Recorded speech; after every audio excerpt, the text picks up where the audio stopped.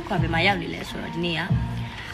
ညကိုအေးအေးဆေးဆေးနဲ့ relax လုပ်ချင်လို့ပေါ့နော် Daily Corner မှာရောက်နေတယ်သူကဘယ်မှာလဲဆိုတော့ Red Cannon Hotel လေအဲ့ဒီမှာရှိပါတယ်အရန်လာမှကြည့်အရန်လာအရန်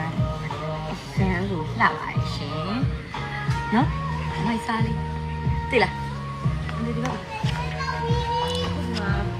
မင်းသားလေးတစ်ပါးနဲ့ထိုင်မင်းသားလေးတစ်ပါးနဲ့ထိုင်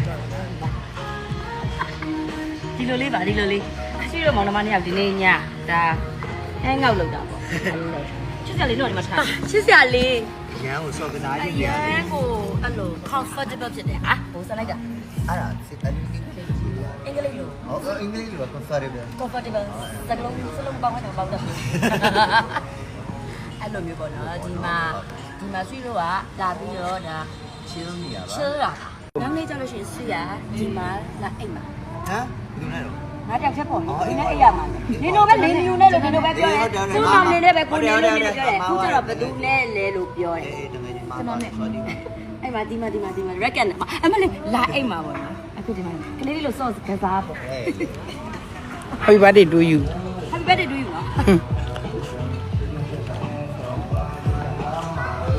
လေကလေး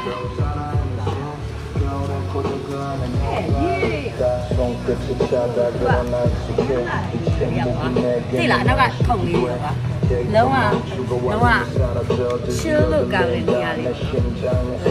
အေးစစ်စစ်ကြိုက်တဲ့လူတွေဆိုမိုက်ဒါနောက်ကဘာကောက်တယ်နေရလားညကြောက်ထတော့အချီရောအမရောကြက်နေပြီပဲဘာမှမဖြစ်ပါဘူးစစ်ပြပါစစ်ပြပါဘယ်လိုအဆင်ပြေပါလဲဒါလေးကမဟုတ်စောကိတ်မတော့စိတ်မတော့barbecue set လေးပေါ့အပျော်ဆုံးချိန်ရအလုပ်တွေလုပ်ပြီးအဲ့လိုစားအေးရန်ပြောအေးနော်ဒီလိုမှမျိုးပိုင်ဆိုင်ကြရတာစဉ်းစားကြည့်ဒီမှာ barbecue set ပါငါလည်းပါတယ်ရုံးပြေးတီးလည်းပါတယ်ကိုကြိုက်တဲ့ပစွန်ပါတယ်ဘယ်ဘာကြက်သားလည်းပါတယ်အေးရုံးပြေးတီးပါတယ်ငုံဥပါတယ်ပန်းပွေးစိမ်းပါတယ်ဟိုပါလေကိုက်လန်ပါတယ်ဒါတော့တာရဲ့ favorite ဆိုတော့ဒါ broccoli